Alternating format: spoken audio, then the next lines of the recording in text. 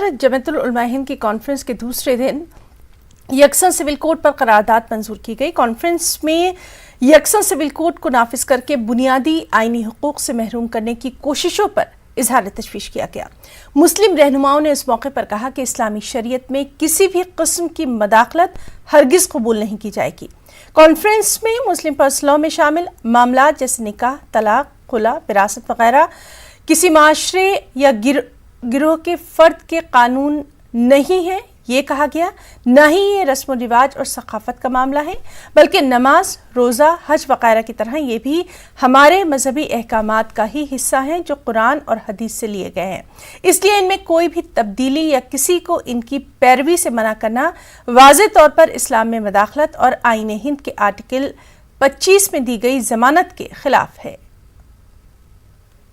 ये uniform civil code की, उसमें हमारा ये कहना था कि यूनिफॉर्म सिविल कोड इस तरह से अगर लाना है तो ये कोशिश करिए कि सबके साथ इंसाफ हो, सबके साथ बराबरी हो।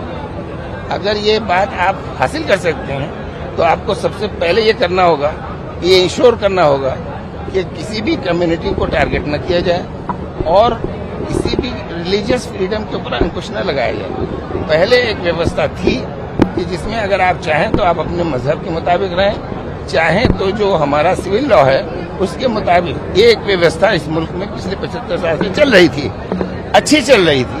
अब अगर आप इसके अंदर कोई तकलीफ महसूस करते हैं, कोई बात नहीं है। कानून पार्लियामेंट कानून बनाने के लिए है, उसको हक हासिल है। इश्यूज को पार्लियामेंट में पेश करिए और जो उसका मसौदा आएगा सब लोग डिस्कस करेंगे, बहस करेंगे, लेकिन इस चीज को जरूर इंश्योर करेंगे कि जो हमारे मुल्क की जो विभिन्नता है वो खत्म नहीं हो। सबको जो रिलीजियस फ्रीडम है उस पर अंकुश न लगे और सबके साथ बराबरी और इंसाफ हो। तीसरा जो मुद्दा था वो ज्ञान माफी के सिलसिले में था, उसमें हम लोग बार बार कल से क्लियर कर चुके हैं कि ये मुद्दा जो है ये दो हिंदू वर्सेस मुस्लिम नहीं है। लाइव चल रहा है मेरा यार। और हमने बाबरी मस्जिद से जो कुछ सीखा है उसको सामने रखते हुए इस मुद्दे को सड़क पे ला करके दोनों कम्युनिटीज को उत्तेजित करके आपस में मत लड़ाइए, बल्कि ये जो अदालत का प्रोसेस है दो तरीके से है विवाद को हल करने के। Through the legislation which is the prerogative of the parliament. Parliament का कानून बना हुआ है, उसके बारे में आप क्या कहते हैं? जो 1991 का एक्ट है वो हमने किसी मुसलमान ने नहीं बनाया, वो पार्लियामेंट ने बनाया है। तो पार्लियामेंट का बनाया हुआ कानून आप रेस्पेक्ट करेंगे, इसके बारे में आपकी क्या राय?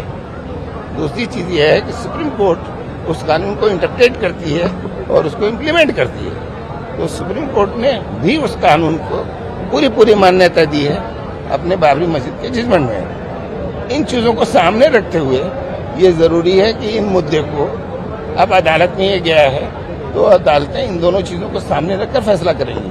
हम क्यों तेजी हो रहे हैं? पहले ही से हम क्यों फैसला कर रहे हैं? Immediate trial